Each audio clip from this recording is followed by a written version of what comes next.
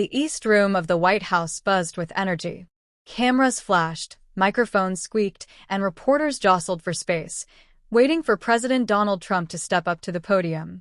Outside, rain tapped against the tall windows, creating a rhythm that mixed with the murmur of restless journalists. Among them stood Daniel Carter, a 32-year-old reporter from a mid-tier news outlet. He wasn't one of the big network stars, but today his pulse raced with the weight of a story he couldn't ignore. For weeks, Daniel had carried a storm inside him, anger fueled by personal tragedy and the feeling that politicians never cared. As Trump walked in, wearing his signature red tie and calm expression, the room went silent. He adjusted the microphone, his voice steady. "We've gathered today to talk about the new community initiative programs designed to help families, veterans, and small businesses across the country."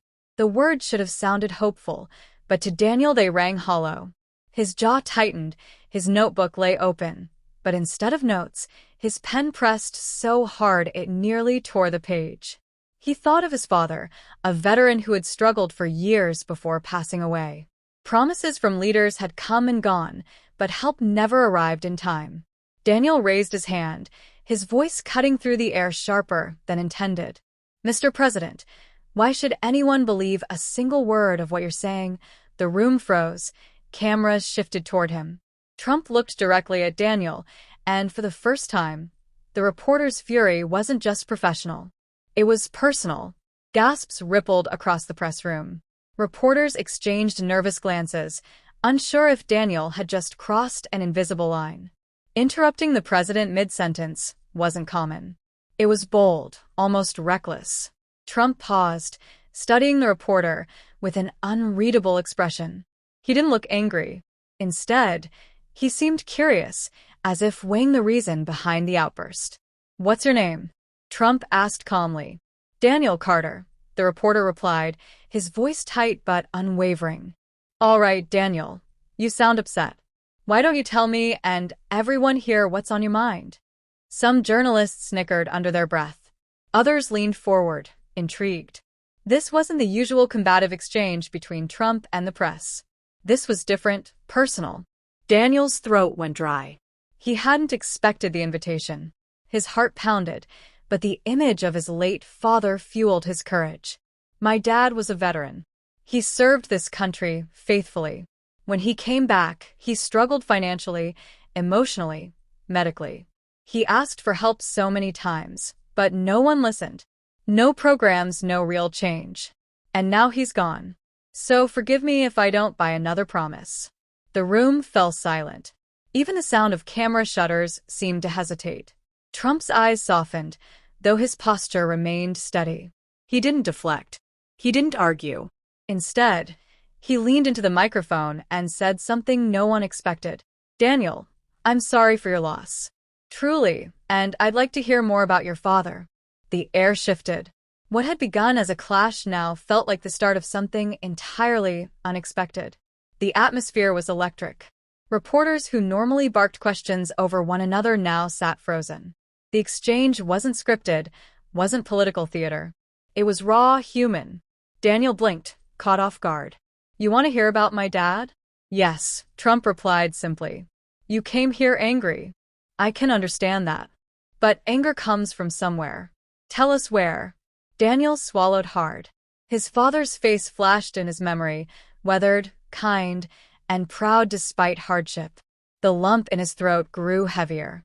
"My dad's name was Richard Carter. He enlisted when he was just 18, fought overseas, and came back believing this country cared for him. But he couldn't find work that matched his skills. The VA appointments took months, sometimes years. He felt invisible, and one night he told me he regretted coming back at all." A hush fell over the room. Reporters lowered their cameras as if capturing this moment felt almost intrusive. Trump nodded slowly, not interrupting. He didn't check his notes, didn't look at staff. His eyes stayed locked on Daniel. "And what did you feel when he said that?" Trump asked. Daniel's voice cracked. "I felt powerless, angry at a system that let him down. And now, every time I hear promises, it feels like words, just words that never turn into action." Trump's tone softened. "That anger you feel, Daniel, is the same anger I hear from thousands of Americans. But today you gave it a face. Your father's face. For the first time, Daniel's fury collided with something he hadn't expected. Compassion. Daniel's hands trembled slightly as he gripped his pen. He hadn't planned to bare his soul in front of cameras. Yet here he was speaking words he had never even told close friends. My father used to say, Daniel whispered, that the hardest part of service wasn't the war. It was coming home and realizing you were forgotten. The room was still. A reporter in the back lowered her camera, her eyes glassy. For once, the press corps wasn't chasing a headline. They were listening. Trump tilted his head, his voice even. Daniel, if your father were here today, what would you want him to know? Not from me as president, but from you as his son. The question hit like a wave. Daniel's chest tightened. He thought of late nights when his father stared at the TV silently, his eyes far away. He thought of the empty chair at family dinners. I'd tell him I was proud, Daniel said, his voice breaking. That I never stopped being proud of him, even when he felt worthless, and that I wish I had told him more when he was alive. Trump didn't respond immediately. He let the silence breathe, giving weight to Daniel's words. Finally, Trump spoke softly. Sometimes the hardest battles are fought after the uniform comes off. Your father wasn't worthless, Daniel. He was a hero who just didn't get the honor he deserved. The words pierced deeper than Daniel expected. For the first time, he felt seen not as a reporter with an agenda, but as a son carrying grief. The room wasn't a press conference anymore. It was a conversation. The effect was immediate. Journalists who had sharpened their pens for political sparring now sat with lowered eyes, as if reminded that the stories they chased were rooted in real people's lives. Daniel exhaled slowly, his anger not gone, but softened by the unexpected empathy. Still, doubt lingered. Words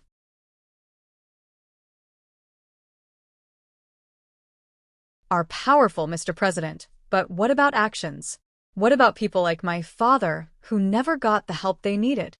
Trump nodded. Fair question. Anger without action is just noise. But anger turned into action. That's where change begins. A murmur spread among the reporters. This wasn't the combative Trump exchange they had expected. It was something else. Trump continued. Every program, every policy, it isn't about statistics. It's about fathers like yours, mothers who work 2 jobs, and kids who wonder if anyone's listening. And I'll admit, government fails too often. But we can't stop trying. Daniel looked at him closely, searching for a crack of insincerity. To his surprise, he didn't see one. From the corner, an older journalist whispered, This feels different. Daniel tightened his grip on the microphone. If you mean that, Mr. President, prove it. Don't let other families feel the way mine did. Trump leaned forward, his tone steady but solemn. Then I'll make you a promise, not as a politician, but as a man. I'll look into your father's case personally, and I'll make sure his story shapes the changes we make moving forward.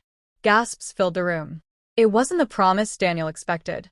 And for the first time, his anger cracked into something else. Hope. Fragile, but real. Daniel's mind drifted, pulled by Trump's words back to a memory he hadn't touched in years. He was 15, sitting beside his father in their small living room. The old recliner creaked under Richard's weight, his hands trembling as he tried to sign paperwork for a disability claim, his jaw clenched, sweat forming on his forehead. They don't care, Danny, Richard muttered. We're just numbers on a page. Do your best to live your life because fighting the system is harder than fighting a war. Daniel remembered the helplessness that wrapped around him like chains. He wanted to help, to fight, but he was just a kid. The memory dissolved as Daniel returned to the present, standing under the bright lights of the press room. He blinked rapidly, realizing the tears that had threatened his composure. Trump noticed, but didn't call attention to it. Instead, he said, Your father's story isn't just yours. It belongs to millions. And sometimes it takes one voice, angry or not, to remind us of what's real. Daniel felt the weight of the cameras again. The whole country would see this moment. But strangely, he didn't care any more about how it would look. What mattered was that his father's name, Richard Carter, had been spoken aloud in the nation's most powerful room. For the first time, Daniel felt that his father's story might not vanish quietly into the past. And that realization shifted something deep inside him. But not everyone in the room embraced the moment. A reporter from a rival network raised her hand sharply. "Mr. President, with respect, are you turning this press conference into a therapy session? We're here for policy, not personal stories." Her words sliced through the fragile calm. Daniel's stomach twisted. Was she right? Had he just turned into a spectacle? Trump, however, remained calm. Every policy affects people. If we can't see the people behind the policies, then what are we doing here? The reporter rolled her eyes, muttering something about drama for cameras. But Daniel noticed something surprising. Several reporters frowned at her comment, as if she had missed the point entirely.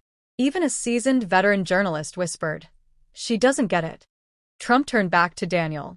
"You gave us more today than statistics ever could.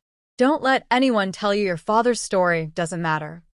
Daniel straightened slightly, his anger replaced by an unexpected sense of dignity. For the first time, he felt that speaking up hadn't been reckless. It had been necessary. The pushback had created a clear divide in the room. Those chasing headlines and those suddenly reminded why journalism mattered in the first place, and Daniel knew exactly which side his father would have wanted him on. Daniel cleared his throat, surprising himself as words tumbled out.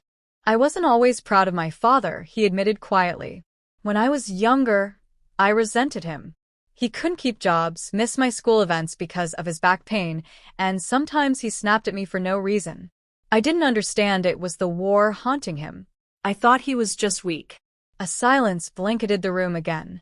Daniel's voice cracked. "I only realized after he was gone that he was carrying battles I couldn't see. And now I'd give anything for one more chance to tell him I understood." A lump rose in his throat, but he forced himself to continue. "Maybe that's why I came in here angry today. Because I couldn't yell at him anymore, so I yelled at you." Trump leaned forward, his tone gentle. "Daniel, you're not alone in that. Millions of sons and daughters carry regrets about words left unsaid. But your father knew you loved him. A man doesn't serve his country without believing he's protecting his family. That was his way of saying it back to you." Tears stung Daniel's eyes. He quickly wiped them away, embarrassed. But instead of ridicule, he felt the weight of empathy radiating through the room. He hadn't expected confession to bring healing. Yet here he was, discovering that anger, when released, sometimes gave way to something softer, truth. Suddenly the silence broke, not with more questions, but with something rare in a press briefing. Applause. It started small, a few hands clapping softly, almost uncertain. Then it grew, echoing through the East Room as reporters, staffers, and even camera operators joined in. Daniel froze, startled. Applause wasn't for reporters. It was for politicians, speeches, and announcements. Yet here it was, directed at him, for speaking about his father, for daring to interrupt, for giving grief a voice. Trump didn't raise his hands to silence them. Instead, he looked at Daniel and said, "That applause is for your father, Daniel, for Richard Carter, and for every veteran who came home and didn't get the respect they deserved." Daniel's chest tightened and he bowed his head slightly, whispering to himself, "Dad, they finally heard you." When the applause faded, Trump continued, "Let today be a reminder. Anger can break a room apart, but honesty can bring it together." Daniel felt something he hadn't felt in years. Peace. But little did he know, this moment wasn't just healing for him. It would spark something much larger. By the next morning, clips of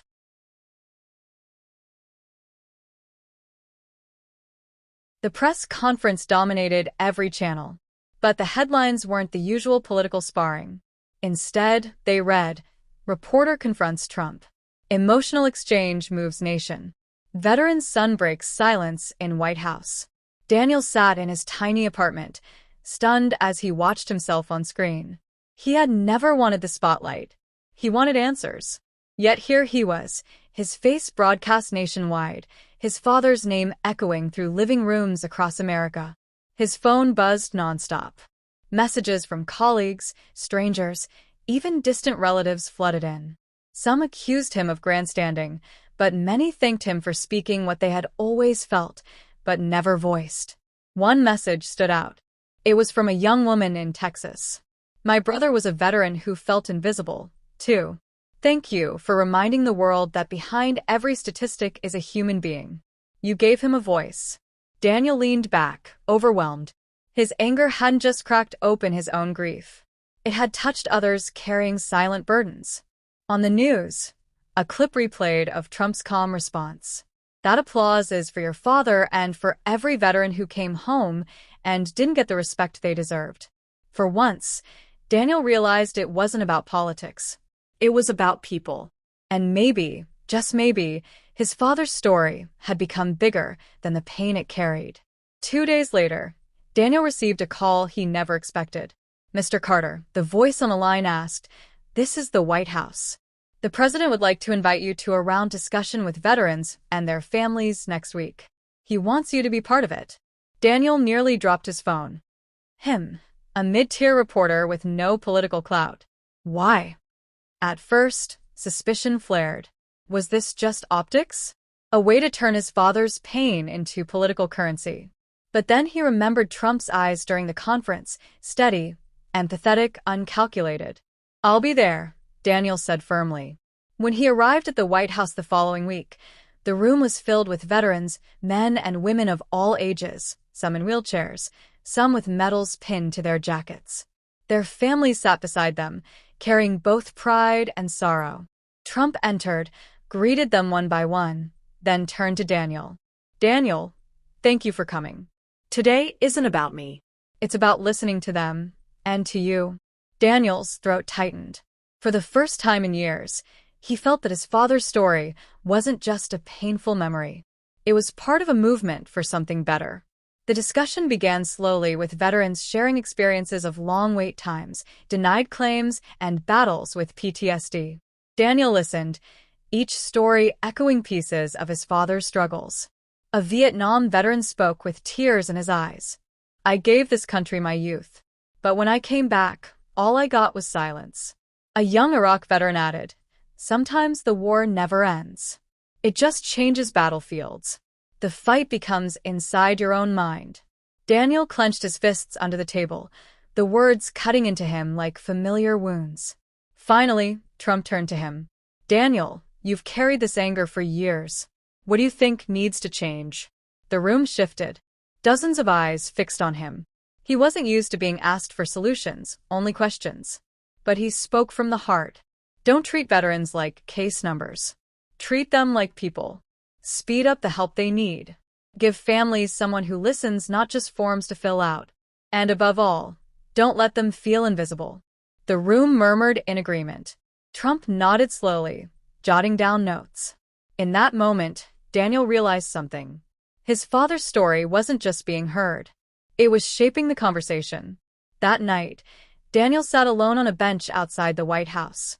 The city buzzed around him, cars honking, tourists snapping photos, but inside his chest was a stillness he hadn't felt in years. He closed his eyes, whispering, "Dad, I hope you're hearing this." A voice startled him. "Mind if I sit?"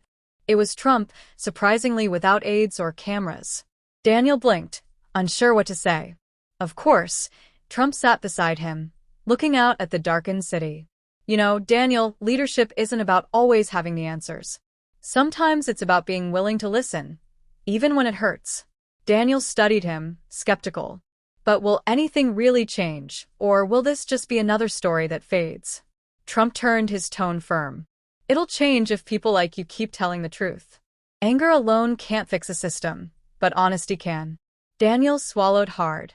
He realized the burden wasn't only on politicians. It was on everyone who carried a story to keep it alive. For the first time, Daniel didn't feel powerless. He felt responsible. Weeks later, Daniel received an envelope in the mail, the return address, the White House. His hands trembled as he opened it. Inside was a typed letter signed by Trump himself. "Daniel, I want you to know that your father's story has already made an impact. Because of what you shared, I've ordered a review of veteran claims processing times. We are establishing a task force to cut delays and ensure that no family feels forgotten. This isn't a solution overnight, but it's a start, and it began with you. Your father, Richard Carter, will not be forgotten. Donald J. Trump. Tears blurred Daniel's vision. For years, he had carried anger like a weapon, convinced no one cared. But here was proof, written proof, that his father's voice had sparked change. He folded the letter carefully, placing it in the same box that held his father's medals. For once, it didn't feel like just a memory box. It felt like a legacy. But not everyone celebrated. Online, critics attacked the moment, claiming Daniel had been used as a political prop. Headlines sneered. Reporter falls for stagecraft, an emotional exchange, empty promises. Daniel felt his old anger bubbling again. Had he been naive? Was the letter just another tool in the political machine? At a cafe, his colleague Megan leaned across the table. Daniel, you've covered politics long enough to know there's always spin.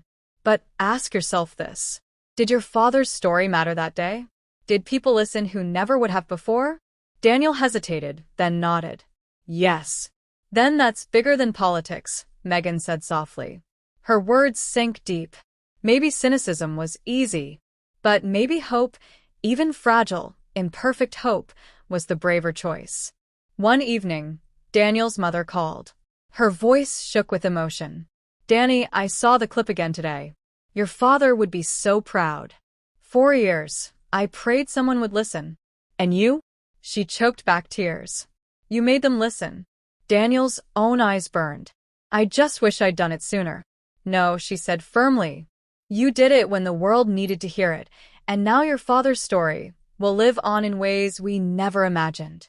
Daniel sat quietly, letting her words wrap around him like a blanket.